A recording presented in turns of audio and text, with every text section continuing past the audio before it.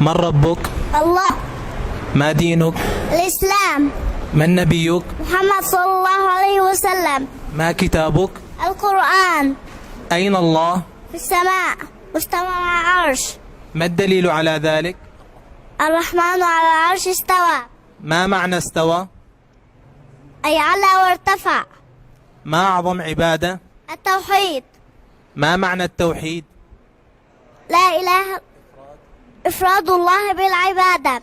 ما أعظم معصية؟ الشرك. ما هو الشرك؟ عبادة غير الله مع الله. ما هي كلمة التوحيد؟ لا إله إلا الله.